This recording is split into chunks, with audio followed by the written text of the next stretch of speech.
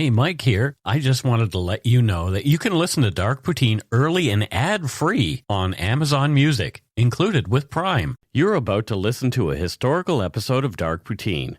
After episode 149, you will find Scott is no longer with the show. In an effort to maintain continuity and offer listeners as many episodes as possible, we are leaving the episodes in which he co-hosted intact. Thank you.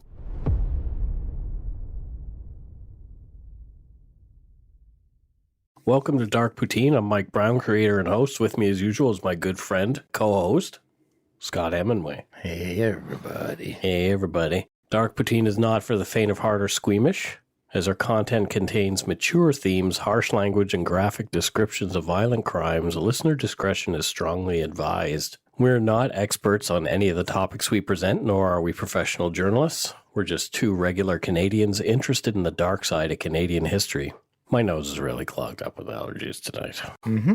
Get a noseotomy. In this episode, we're going to talk about the as yet unsolved disappearance of 8-year-old Nicole Morin from the apartment building where she and her mother lived in Etobicoke, a suburb of Toronto, Ontario, in July of 1985. So she's been missing a long time, almost 33 years. No, that's sad. Let's get to it. Put on your toque, grab yourself a double-double and an Nanaimo bar. It's time to scarf down some dark poutine.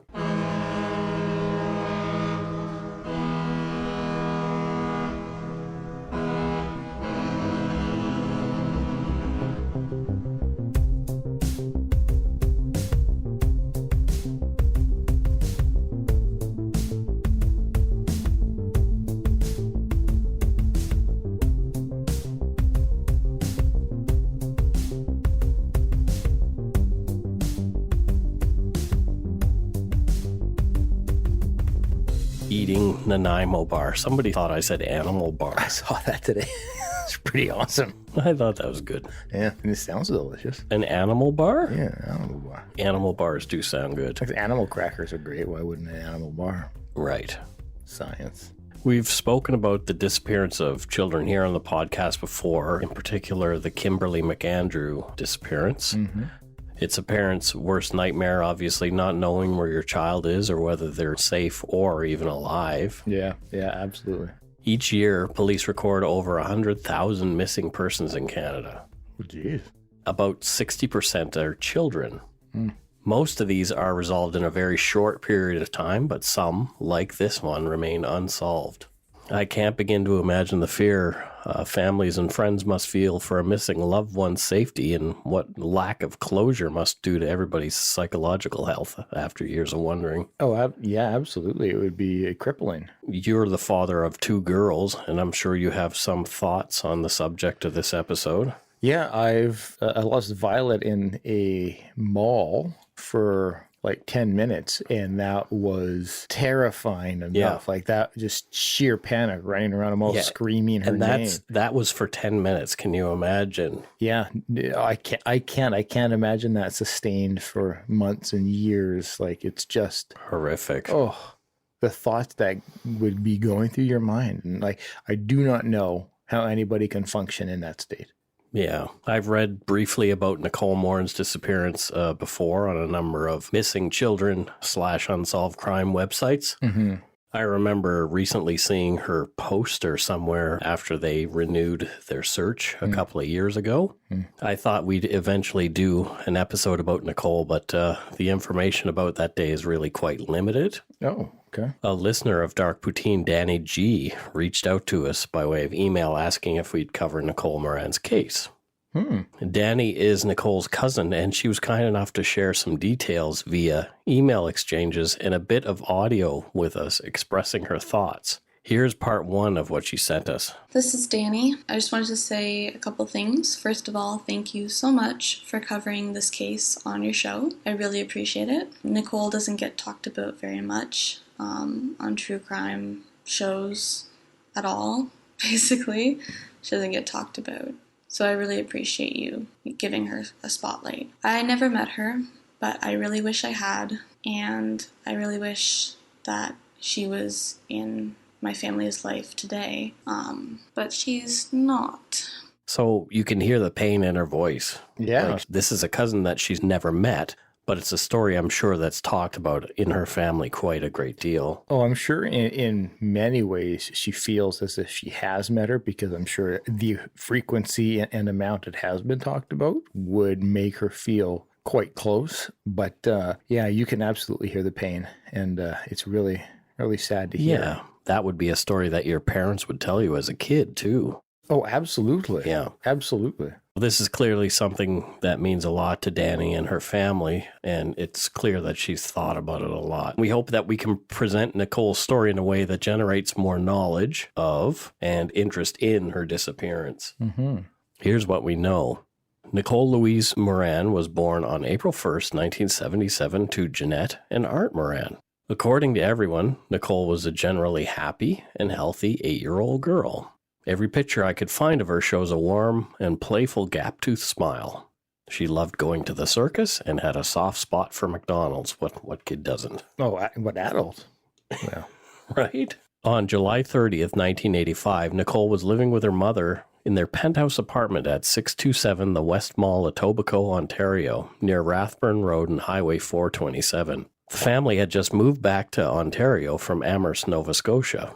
Jeanette and Art were in the midst of a divorce, so Nicole's father, Art, was not living with them at the time. It's rumored that on the morning of July 30th, around 10:30, Nicole Morin took the elevator down 20 stories to the lobby of the apartment building to pick up the family's mail, returning shortly afterward. Then she got ready to go swimming with her friend. It was a pretty hot summer. According to everything that I read, it was blistering hot and lots of sweaty, humid days. Mm-hmm. Nicole got dressed in her red one-piece bathing suit with single diagonal blue and orange stripes from just under her right armpit to her left, and she was wearing a pair of lightweight, white-trimmed red slip-on canvas shoes. She was also wearing a green headband in her brown hair. Nicole had a birthmark on the right side of her forehead. Her pierced ears protruded slightly from the sides of her head. She was average size for her age, 4 feet tall, and weighed about 51 pounds. Nicole was excited to go swimming with her friend Jennifer at a supervised swimming pool just behind the apartment building. Jennifer buzzed for Nicole from the building's lobby at about 11 a.m. Nicole said goodbye to her mother, grabbed her peach beach towel and a white plastic shopping bag containing a purple towel, peach-colored hairbrush, blue comb, a bottle of brown suntan lotion, black swim goggles, green velour shorts, and a white short-sleeve top. Nicole bounced out of the penthouse hallway to meet her friend, closing the door behind her. I hate this. Mm-hmm. At 11:15 a.m., the intercom buzzed again. It was Jennifer. She was asking for Nicole as she had not showed up for their play date, and she was feeling impatient. Jeanette was not very concerned at first. She had assumed the playful Nicole was just having fun riding the elevators, or maybe she'd taken the stairs. Yeah. Jennifer waited another half hour. Nicole had still not arrived, so she was tired of waiting and decided to go swimming by herself and just left. Okay. So 45 minutes have gone by. Yeah. Jeanette Morin had no idea that her daughter had still not shown up and assumed that she had just arrived in the lobby and was in the pool with Jennifer. Later in the day, Jeanette went to check on the girls at the pool, and upon finding out that Nicole had never arrived, she panicked, calling the police at about 3:30. Almost immediately, police set up some roadblocks to contain the area, but 4.5 hours had passed since Nicole had left the apartment when Jeanette discovered she was missing. Oh, God. She could have been anywhere by then, including Buffalo, New York, only an hour and 33 minutes away by car, or even Detroit, just 360 kilometers away. Yeah, I'm getting anxiety and panic just hearing about this stuff. I was a little concerned about doing this one with you. It needs to be told. It's the same age as Olivia, so. Yeah, I don't think she would ever go with anybody. I had her watching some true crime the other day specifically to reinforce why you don't. Don't. Yeah, both the girls. Nicole's father, Art, who had been on a delivery run to Peterborough, over 130 kilometers away, didn't learn of Nicole's disappearance until 5:30 that evening when he spoke to Jeanette. Here's some audio of Art talking about that day. I found out at 5:30, actually, when I came back from Peterborough. And when I got home, I was living in a basement apartment in Mississauga, and I got a call from my wife, and she says, Nicole's not here. What do you mean not here? Can't find her. So I just rushed over there to the apartment, and of course when the news was out, police, media, everybody was there. They were just like overwhelming, like just, it seemed like the whole city was coming down on that apartment. And it just carried on like, you know, for 2 or 3 days straight. Like, you know, if you give up hope, well, you know, how can you live with yourself? You can't live with yourself if you lose your child and not worry.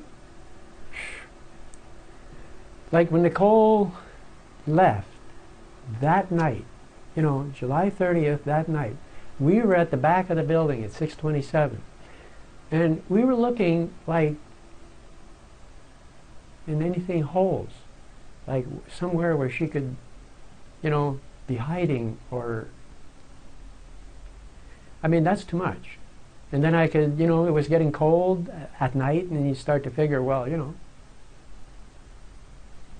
it's too much. So terrifying. Oh my God. You show up as the father who lives in another place, and you see that, you know, there's media and police everywhere. Yeah. Oh, my heart. Some neighbors recalled seeing a blonde woman wearing white and carrying a clipboard in the halls of the building that day, specifically in the penthouse hallway. This lead didn't go anywhere. Nobody knew who that woman was.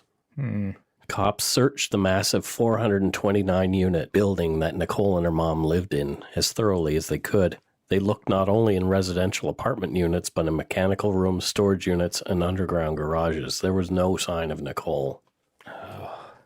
And some people online said it's not possible. They looked in every single apartment, but we found a quote from the August 6th, 1985 Toronto Star. Police have searched every apartment in the 2 buildings. If tenants or owners couldn't be reached, the doors to their apartment were forcibly opened.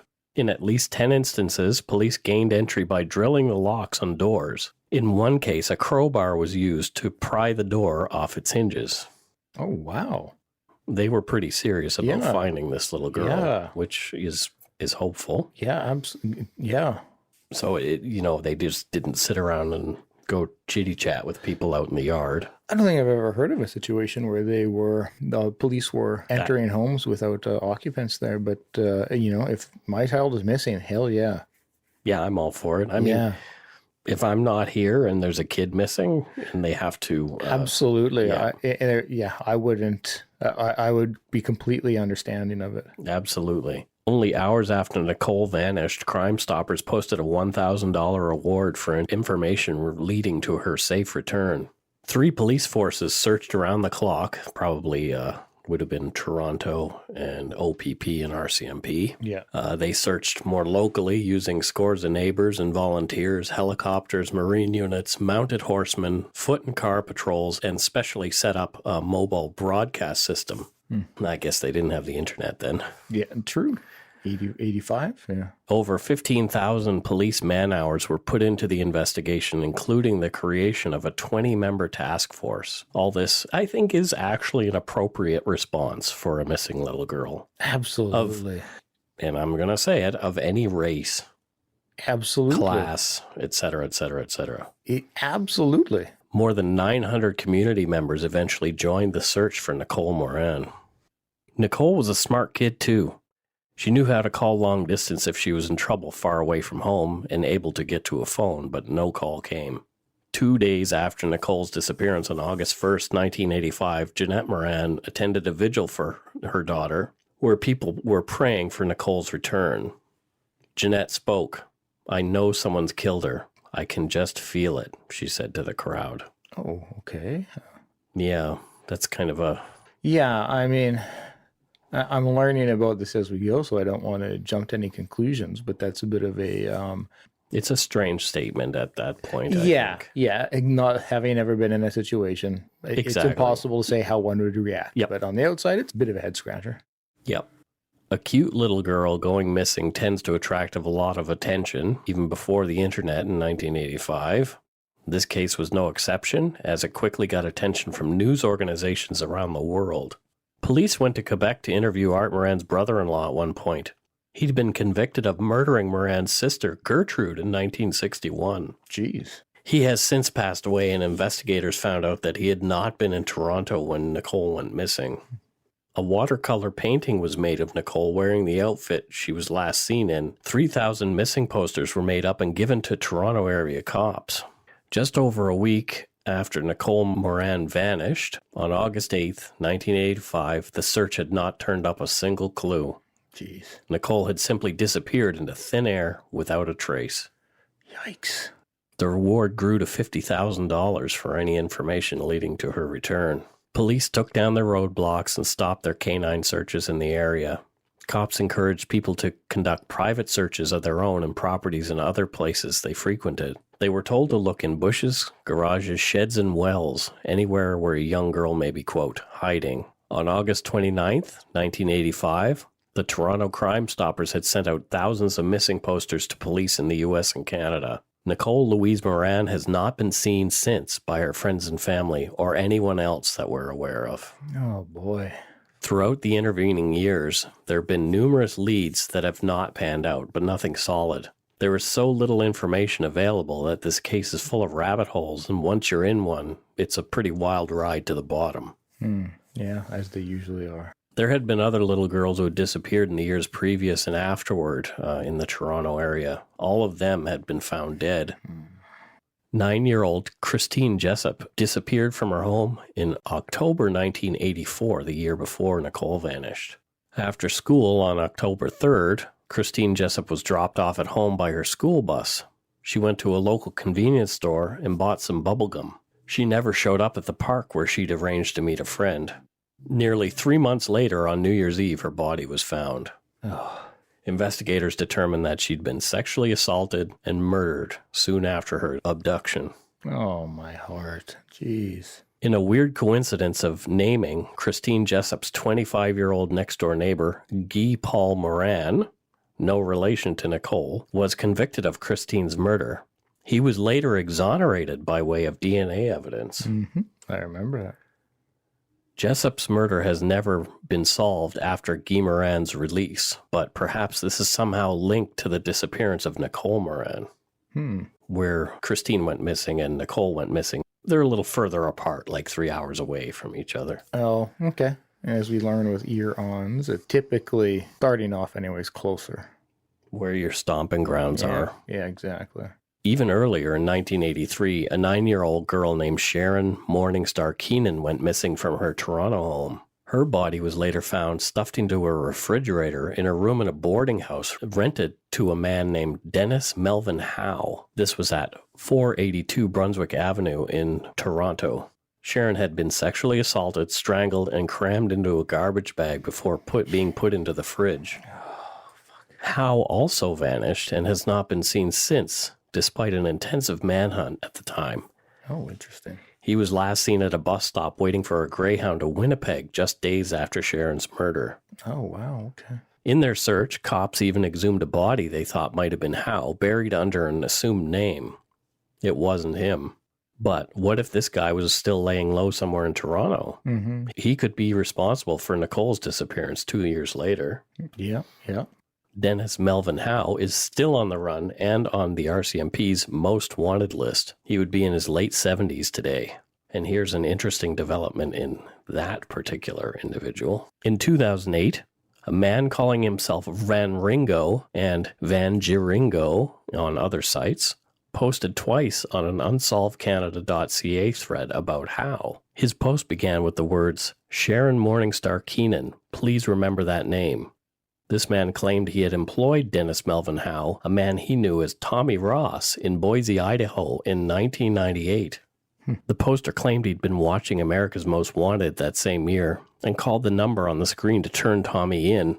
Tommy claimed he was originally from Canada and possibly came through Washington State.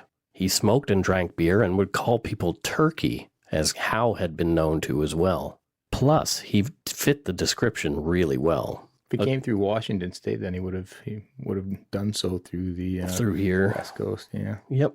According to Van Ringo, 2 burly men showed up with bulges in their jackets and took Tommy away.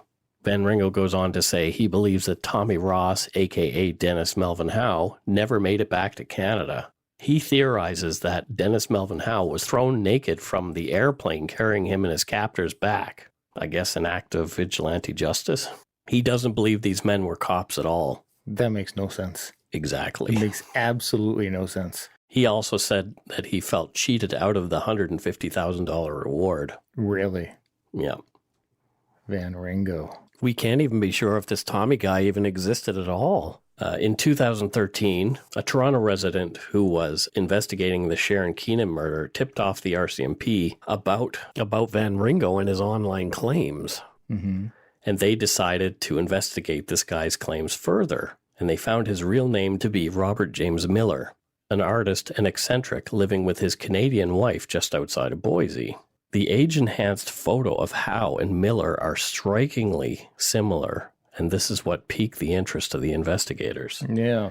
This guy looks a lot like the police believe Dennis Melvin Howe looks now. As soon as you commented about a man named Van Ringo posting on Canadian true crime, my initial instinct... You think it's him? My initial instinct was it's him, especially giving such outlandish specifics about what he thinks happened to him. Canadian cops look at him, as do the FBI. They take fingerprints and all that sort of jazz, and then they go away. Only to then come back later? Nope. Oh, well, why would they? They don't think it's him. Really? Yep. Okay.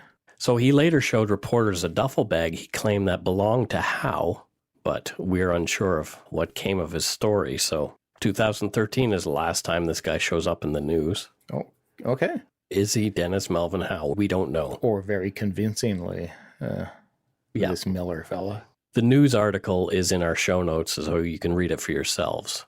Here's one thing that I found really interesting. A simple Google search of the nickname Van Ringo brought me to a Roblox user account of the same name.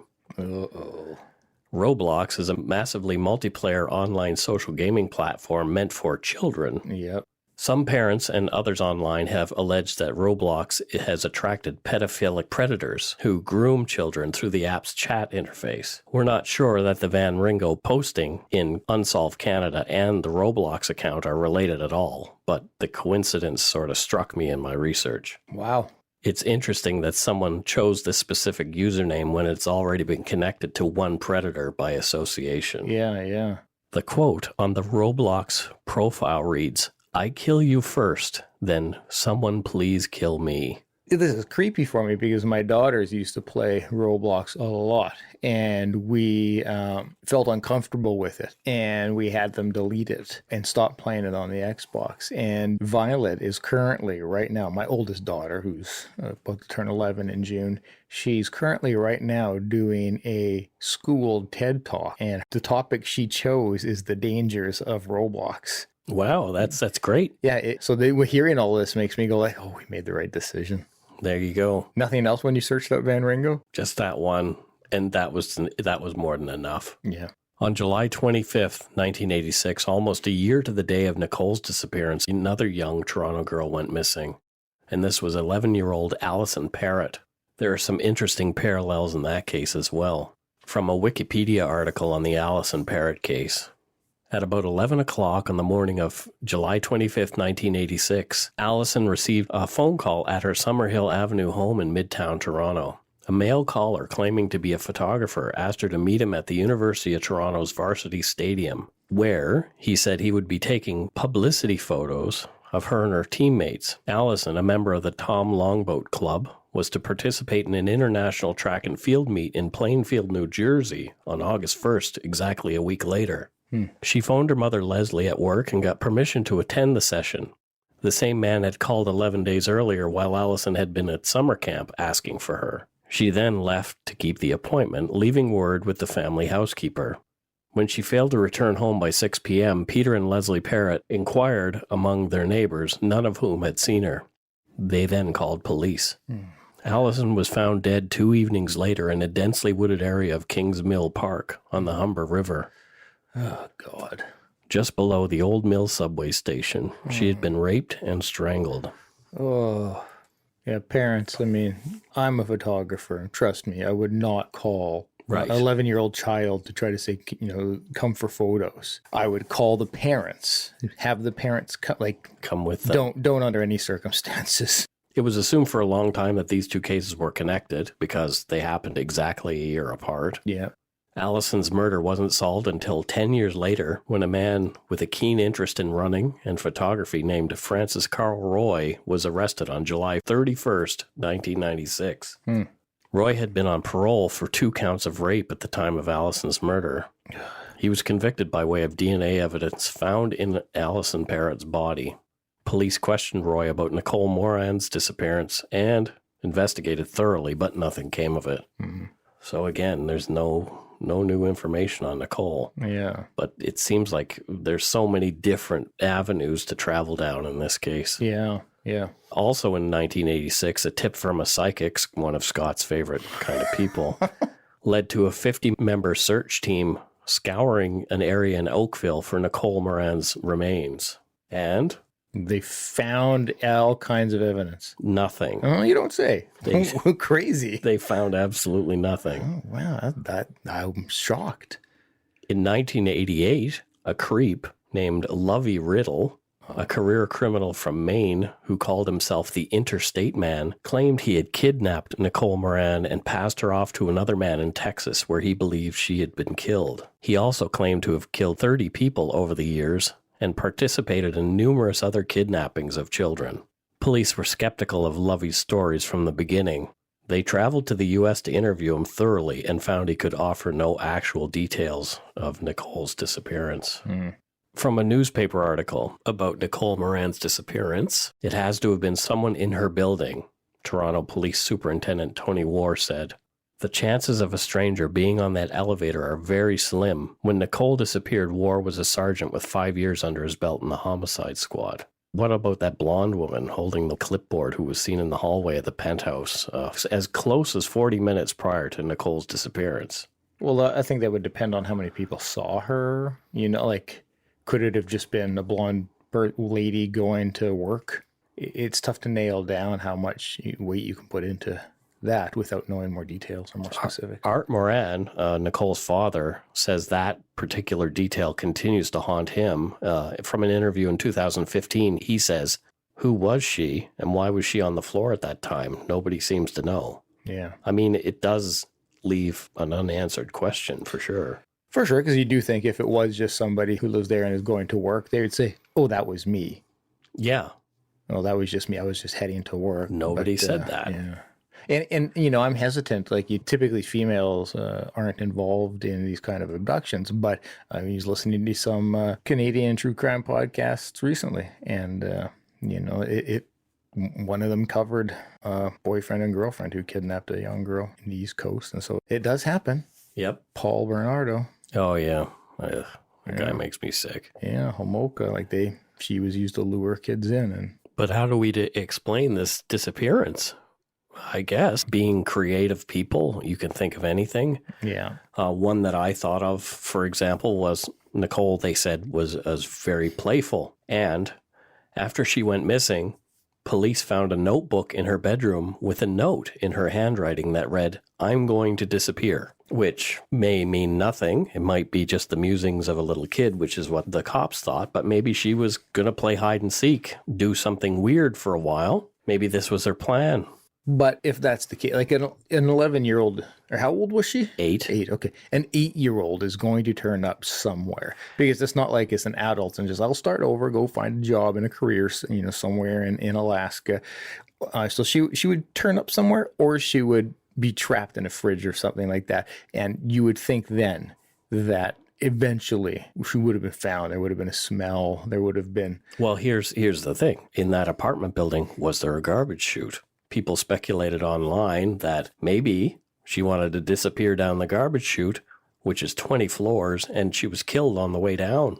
Yeah, but eventually that would start to. Not necessarily. If she fell into the trash, other people throw their trash out on top. Truck comes, carries the trash away. That's true.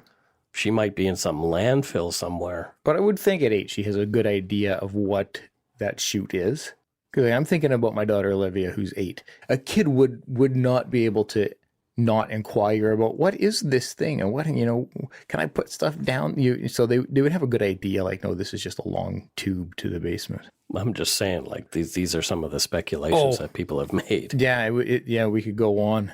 In 2014, around the anniversary of Nicole Morin's disappearance, Toronto police began a social media campaign, complete with a Facebook and Twitter account and a reenactment video on YouTube. Police ask, when chatting about Nicole Morin's disappearance, to use the hashtag #FindNicole, all one word. Mm-hmm. Here's the audio from the reenactment video on YouTube. On the morning of Tuesday, July 30th, 1985, 8-year-old Nicole Morin simply vanished. The resulting investigation would become one of the most exhaustive and intensive police investigations in Canadian history. On that morning, at approximately 11 a.m., Nicole left her penthouse apartment at 627 The West Mall, Etobicoke, to meet a friend in the lobby, intending to go swimming. She said goodbye to her mother for what would be the last time and disappeared without a trace. She was never seen again. Police believe she was taken. If you have any information regarding the disappearance of Nicole Morin, call Toronto Police or report anonymously to Crime Stoppers at 416-222-8477. Remember, with Crime Stoppers, you never need to give your name and you never need to go to court. Help us find Nicole. And so that's 29 years after her disappearance. They started this social media campaign, which is kind of cool. Yeah, it's really great to see them still taking this very serious. Yeah, I'll post some links to the social media sites on our show notes. Yeah. Police have also posted numerous age-progressed photos that we'll also post on our Facebook page, Twitter, and on darkpoutine.com. In October of 2014, prompted by the social media campaign and subsequent nightmares about an event that happened 2 days after Nicole Morin's disappearance, a resident of Barrie, Ontario followed up on a tip her family had provided in 1985. Oh. And here's some audio of that. Good evening. Billy Joe Player was just 11 years old when Nicole Morin went missing, and Player tells us that she believes she heard Nicole screaming near her rural family farm just 2 days after she vanished. We heard just this horrible, horrible noise. It sounded like a little girl screaming for her life, basically.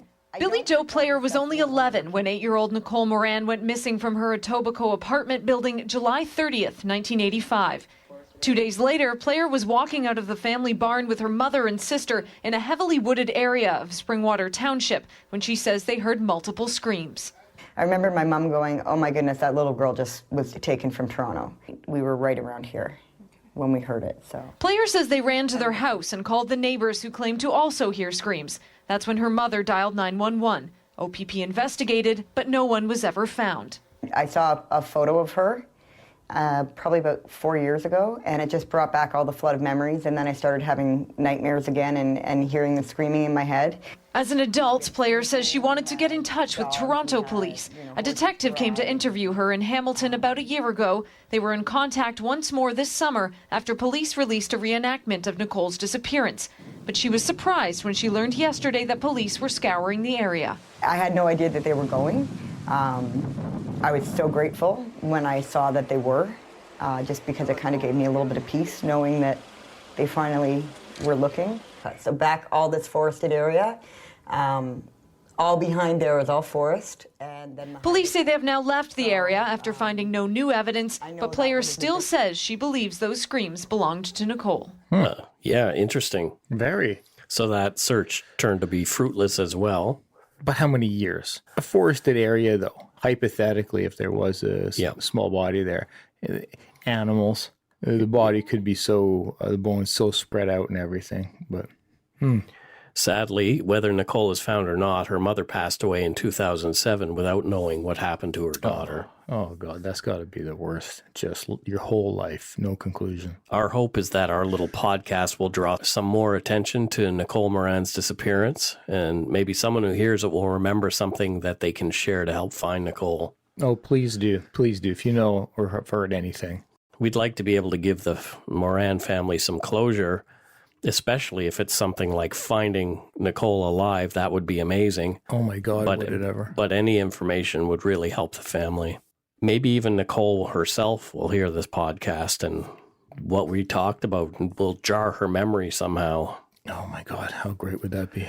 Nicole's cousin Danny, who prompted us to take the case, she thinks that Nicole may still be out there alive. Here's more audio of Danny talking about that.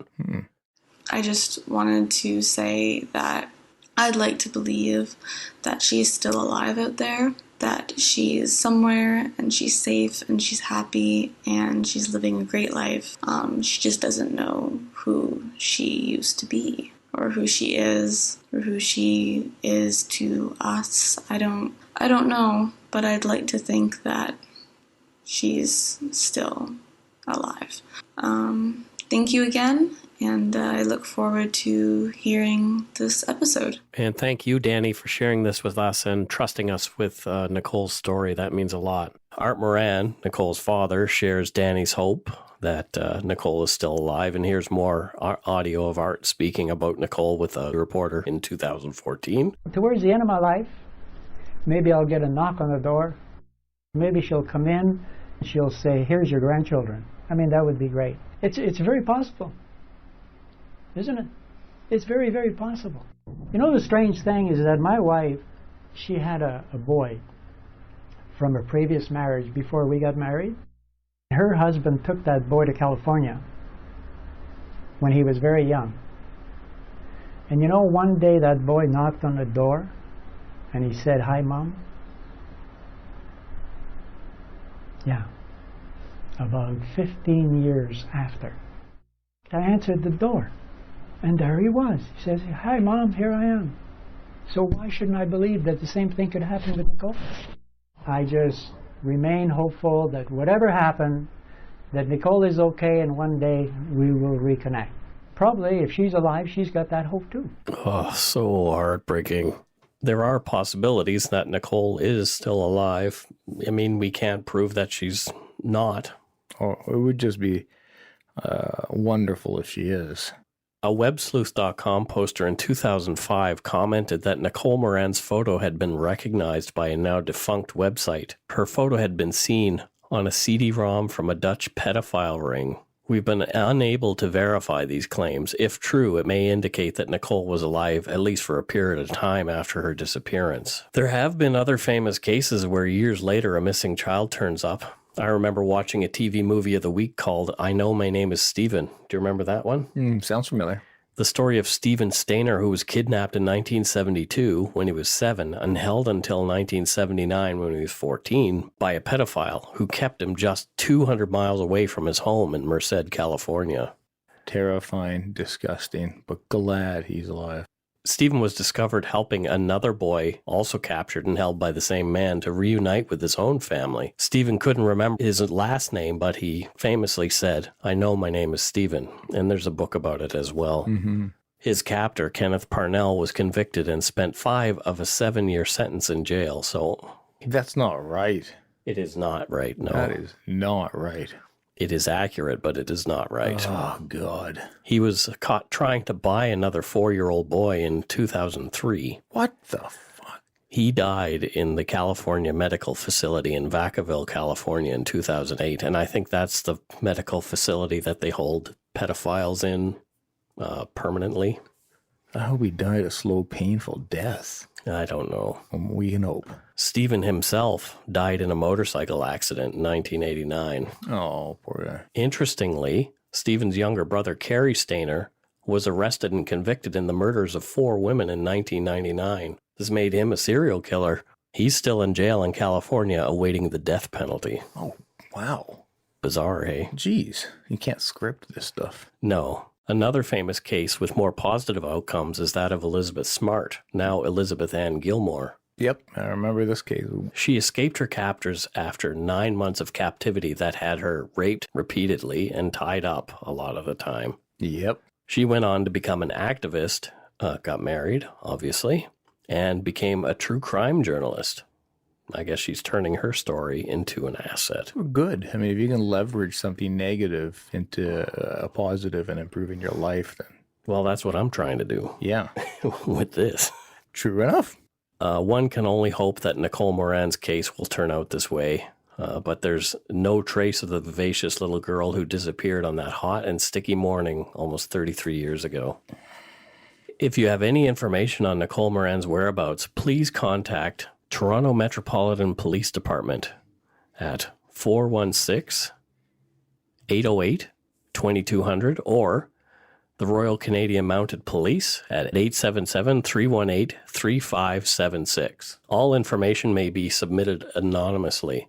And quote these numbers: NCMEC number RCMP 8608792 or NCIC number M-974508409. And I know I went through those very quickly, but they will be in the show notes as well. Yep. And you may think, oh, well, I have something, but it's too small.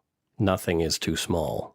The tiniest bit of information can be helpful to investigators. Absolutely. It can be the clue needed to crack open a world of evidence. If you know anything at all, please contact them. As well, you can go to missingkids.ca and give tips there about Nicole or any other missing children cases in Canada. Search for the name of the child who's missing and give the information that you know. Don't hold anything back, folks, just because you feel like it's not enough to talk about. Yeah. Theories.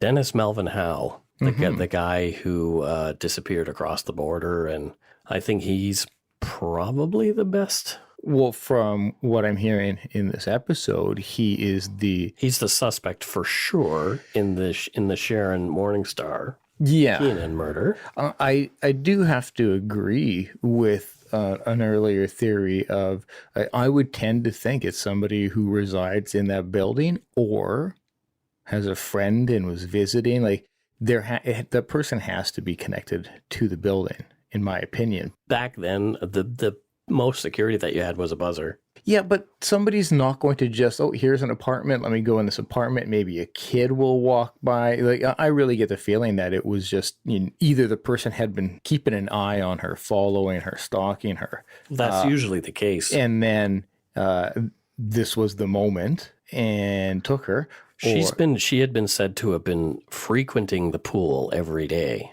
So, yeah. Right. Okay, yeah. So it could have been somebody. In your investigating, after she left the home, did anybody see her? Poof. Not on the elevator? No. Nothing. Okay. So, yeah, I almost think like it would even be the same floor. Somebody, oh, hey, or because if the person was down or near did the she pool, even take the elevator? Well, that's what I mean. Like on her floor, somebody like as she's going to the elevator, somebody, oh, hey, Well, she might have taken the stairs, and there might have been a creep in the stairwell. Come on, if you were a kid, would you take the stairs or the elevator? I take the elevator. If it's down, I used to like to run downstairs. Yeah. Being the penthouse, I would tend to think the elevator would be the more appealing for a child. But I feel extremely confident that it would be somebody in that building, somebody who had been watching her, already knew who she was, and didn't wait until she was at the pool to lure her. Because I would imagine at that time of the day, in boiling hot summer, there'd be people at the pool, and they would have said, oh, yeah, no, we saw her down here. She went with... Yeah. So I would even think... But nobody saw her at the pool. It makes me just think it's somebody like on the floor or somebody, who came... who. Well, there's only so many people they could have interviewed. I mean... Oh, absolutely. But, could be a great liar. Then how do you get... Well, okay, but the cops come and search in your apartment as well. How do you get the body out? Who's to say that... Or how do you get the little girl out if it's not a body, if it's alive? Who's to say that girl was ever there? Who's to say that the plan wasn't, again, it had a plan laid out, and the plan wasn't to take her as she's going to the pool, wait for her, and you just lure her to, into the garage, because you've been in apartments, you know how easy it is. Like, you just go down another floor and then just drive away. And just drive away with her. And some police can break into the apartment all they want. They can go into the apartment all they want if the person's not there. Not going to see anything. There's some other famous cases that eventually I'd like to cover. One is a local one, specifically the case of 4-year-old Michael Dunahee, who went missing on Sunday, March 24th, 1991. He was at a playground at Blanchard Elementary School in Victoria, BC. Yeah, I remember this one incredibly. You couldn't live on the West Coast at that time and not have it be a part of your life, because it was, I have yet to see anything covered as intensely. I was still living in Nova Scotia at the time, and I remember it very well there as well, 4,300 miles away. Yeah, because it was one of those ones where, like, literally the parents turned their back for a few minutes and then gone. He's gone. Yeah. Some presume that he was abducted. I don't know what else could have happened to him. He was last seen wearing a blue hooded jacket with a red lining. I remember this picture very well. Yep. With red cuffs, a Teenage Mutant Ninja Turtles t-shirt, multicolored rugby pants, and blue sneakers. Yep. So if you know where Michael Dunahee is, and the same goes for him, call the Missing Kids hotline. Yeah, absolutely. This past weekend, 3 grown men went missing in BC, and they haven't been found. Yeah. How bizarre. On the afternoon of May 16th, a man named Ben Kilmer went missing. His work van was found abandoned on Cowichan Lake Road, west of Duncan, with the engine still running. Yeah.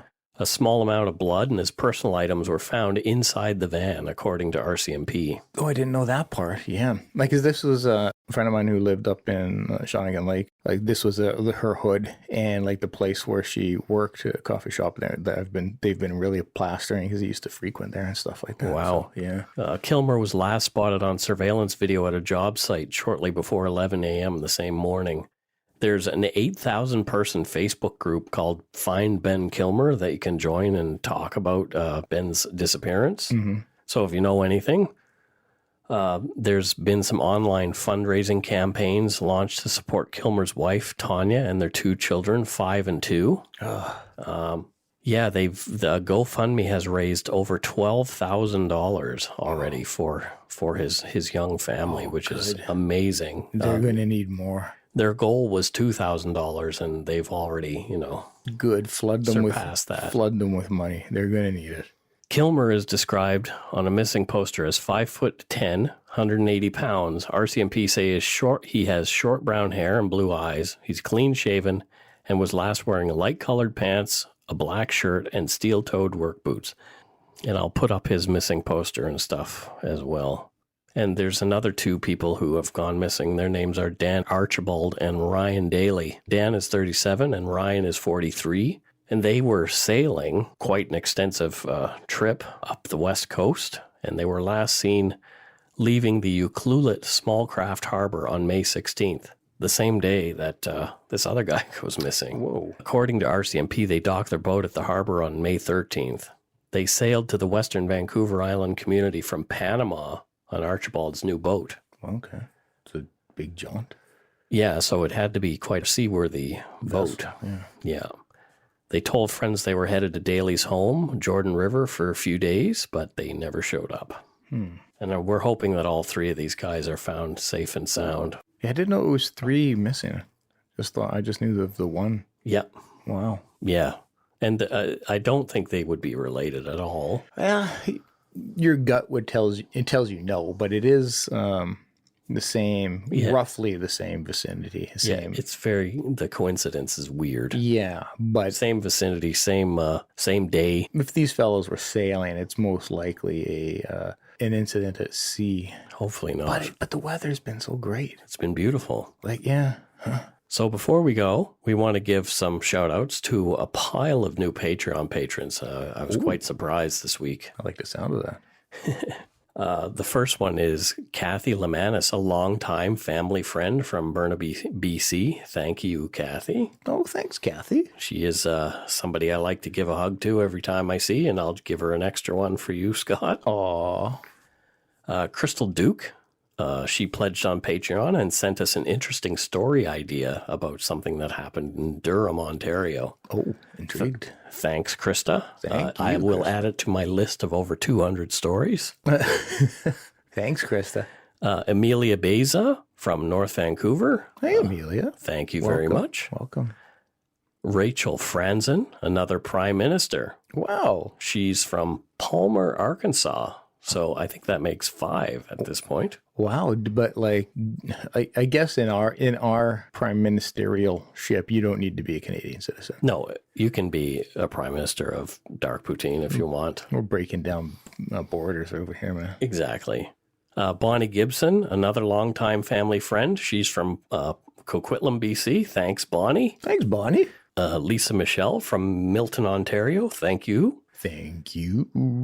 And Morgan Creelman, not to be outdone, our friend from Vancouver who used to work for me, and you've already given your sympathies to him. I have. He updated his pledge to prime minister status. Whoa, Morgan. This makes him our first male prime minister. Wow. Yeah, so outnumbered there, Morgan. We're breaking barriers again. We're pioneers. We are pioneers. Well, pretty much. We have the most female prime ministers of any country. That's right. The country of any lumber yard. Exactly. It's amazing. Exactly. We should get a Nobel Prize, Peace Prize here. I highly doubt that's ever going to happen. Oh, Mike, don't be such a doubter. Steph Page from Brunswick in Australia. Thank you, Steph. Hey, Steph. Marianne Mosley from Ocala, Florida. Oh, hi, Marianne Mosley. Adele Bro. I think that's a bro, B-R-O-U-G-H, or broth. I'm just going to say thanks, Adele. Thanks. Hello. Hi. You know Adele? Yeah, I do. I get the joke. I just didn't laugh. From Cheshire in Great Britain. Maybe it is Adele. Yeah, totally. It's got to be her. It's got to be her. It's totally got to be her. Why aren't you a prime minister then, Adele? Yeah, exactly. Also, Virginie from Quebec, she sent us some donut money over PayPal along with an email of an interesting but gruesome story about fate. Oh. And so I actually said that I told Virginie that I would tell her story. Okay. So here it goes. I have a very dramatic and quite gruesome story that have been told to me by my mother. It's happened to her uncle when she was a child. And if you watched any of the Final Destination movies, this is going to leave you wondering if fate really is a thing. My mom was born in 1955, so I presume this must have happened sometime in the 60s. Her uncle Fernand was a worker at Alcan, now known as Rio Tinto Aluminum, in Saguenay-Lac-Saint-Jean. Listen to me with my I am. French accent. I am. He was off work and he was homesick with a cold, but his boss called him requesting that he get in because they were understaffed. Fernand refused a couple of times because he wasn't feeling well, but his boss insisted, and so he gave in and headed to the plant. Now my mom, being a child back then, told me this story the best she could. I don't really want to ask my grandmother about it, and I think you'll understand why. But Fernand was working on a platform above a giant grinder-like machine. Oh. This platform was in 2 parts and could open above the grinder. Oh. I think you know what's coming. Oh. Somewhere, somehow, a tiny spark appeared and floated into the air. It landed on the platform's operation console, and obviously, right where it shouldn't have ended up. This spark triggered the mechanism, and the platform swung open with Fernand still standing on it. Oh my God. He fell down in the grinder waist deep. His lower body was basically crushed and severed almost instantly. Oh. The machine was stopped, but obviously there was nothing much anyone could do. However, Fernand was still alive. Oh my God. Being the 60s, the first person they called wasn't a medic, but a priest, because obviously he wasn't going to make it. Oh. When the priest saw the scene, he was so shocked he dropped the Bible into the grinder. That had been turned off, as stated before. Fernand stretched over the Bible and handed it right back to the priest, despite being only one half of a man by now. Oh my God. Really? Wow. After being pulled out of there, he lived 3 days at the hospital. Wow. I wonder if they would have been able to save him if this had happened in modern times. But here it is. Wow. She says, I found this story so unbelievable when my mom first told it to me, and I thought it'd be interesting to you. Keep up the great work. Love listening to you every day. Oh, thank you for sharing that. And very gruesome. It's very gruesome. Oh. Thanks, Virginie. Yeah, and I'm sorry for your family there. Wow. Yes. Horrifying. Wow. Wow. Talk about a workplace incident there. No kidding. Wow. Poor Uncle Fernand. Oh, no kidding. Apparently, I butchered one of our patrons' names, and she sent me a correction in the Umber Yard, and I verified that correction today. It's happened a few times, Mike. Yes, I know. According to what she wrote, I should be pronouncing her name Ilea. Ilea. Ilea. Ilea Wilmot. I love that name. Ilea. Ilea. Ilea. See, I said it correct a whole bunch of times. Ilea. I've never Ilea. said it incorrectly, so. That's correct because you've never said it before. Hey, let's not get bogged down in the semantics. In the semantics of the nonsense. I've never said it incorrectly. Ilea. What a great name. Ilea Wilmot. Thank you very much. I got you. And you are a funny person, and we appreciate your patronage and your participation in the Umber Yard. Totes do, Ilea. So yeah, like please join us in the Umber Yard, because like I say, you can actually interact with us and correct me on my shitty pronunciations of your names. That's pretty much all it's for now. It's just name correction. I think I'm thinking about changing the name of it to Mike is an Idiot. Well, that's what we call it when you're not around. Shit. Yeah. You know what you can do. And you're actually wearing a hat right now. I can shit in it. You can go shit in your hat. I actually told a guy to go shit in his hat today. Oh, good. Christy Foster posted on Podcasts We Listen To Facebook group, Dark Poutine is amazing. Mike Brown is storytelling perfection. Well, thank you. No or hesitations. Thanks a lot to editing. I was just going to say she clearly hasn't edited the podcast. No mouth noises or background distractions. His banter with Scott is great, and his voice is like butter. It's 5 stars. Christy, I get to sit next to him every time we do this. It's very buttery. So this guy named Liam McShane said, Poutine is a feckin' horrific tasting dish, so the name alone means I'm not going to listen. It's feckin' horrific. Yeah, so it got a lot of replies, 33 to be exact. Oh. But after about 5 is when I discovered the post and chimed in saying, Liam McShane, you can go shit in your hat. I have about 1,000 hats, so I'm okay with that. What? That does not make it okay? It's a lot of shitting. Yeah. But anyway, we had a good laugh, and I think Liam and I are buddies now. You know what, Liam? I bet you're listening right now, buddy. Yeah, he might be. Yeah, you gave in. You gave in. He might have given in. And as soon as you hear that we're talking about you, guaranteed you're going to come listen, Liam. And not only that, you'll probably tell some friends that were pretty cool. And it is a feckin' awesome meal. You can't, if you're just judging it based on the description, I get it. But try it, man.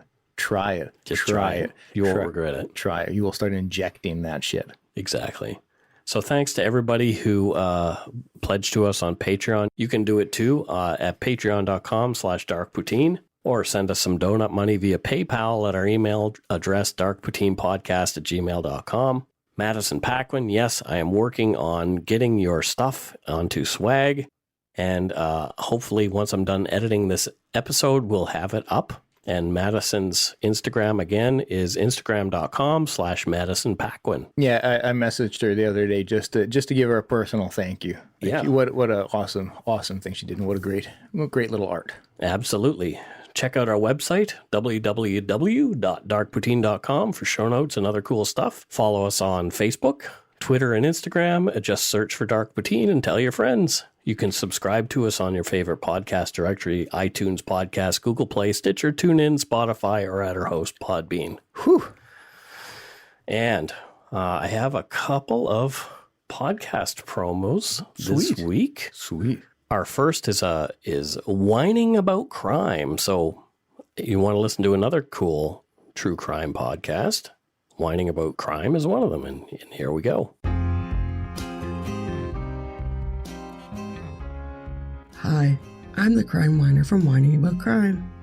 a podcast that searches for the disconnect in true crime cases, the things that make a case more complicated than it seems on the surface. So please come join me at Whining About Crime. You'll know you found me when you hear me say, please, don't leave me. Oh, the music was great. Yes, it was pretty good. Yeah, wow. Yeah. I'm intrigued. Yep. So go check out Whining About Crime. Okay. And our next promo comes from Nordic True Crime. Nordic Trek. Vikings. I just think Vikings. I think the exercise machine. Welcome to Nordic True Crime.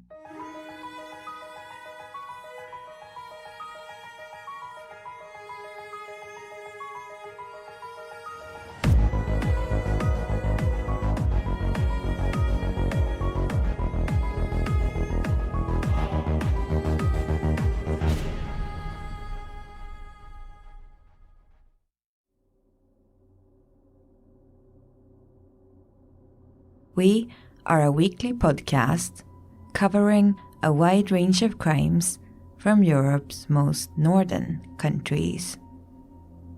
So if you're after a smorgasbord of real crime from the dark and frozen regions of the Nordics, then give us a try. Find us on iTunes or at nordictruecrime.podbean.com. On Twitter and Facebook at Nordic True Crime, or on your podcast provider. And as we say in Sweden, ta hand om dig. So what do you think of that one, Scott? My favorite accent. Smorgasbord. I don't know what it is about the language, but it is my favorite. Swedish. Yeah, I love the accent. I do too. I think of IKEA and ABBA. Of course. Not Volvo. Volvo doesn't jump to mind. Carol will think of Swedish meatballs. I will think of Swedish berries. Oh, there. Because I love candy. But they're not Swedish at all. Well, it says it on the bag. So check out Nordic True Crime as well. Yeah. I'm also very intrigued. I love crime, hearing about crimes from different countries. Yeah, because they're typically, unless it's some kind of Chikatilo, you're not going to have. Well, that's why I like these other true crime podcasts that are from like the UK or Jessica's from the Asian perspective. I've watched. There was a series of true crime based in Australia. I loved it. I can't remember what it was. I think it was on ID and channel, but I loved it. There's a lot of Aussies in true crime. I know. Yeah. I know. We'll play some promos from them probably next week. G'day. Yeah, well, speaking of g'day, that's it for this episode. Oh, let's keep it going. Nope, we'll do the after show. Oh, well, there you go, a little tease. $5 plus patrons. Come on, everybody. Get to hear us rant about all kinds of weird things. Not always true crime, just quite often. Mike and Scott being a-holes, really. Pretty much. But you want to hear it, trust me. So there you go. Don't forget to be a good egg and not a bad apple. Bye-bye, everybody. Bye.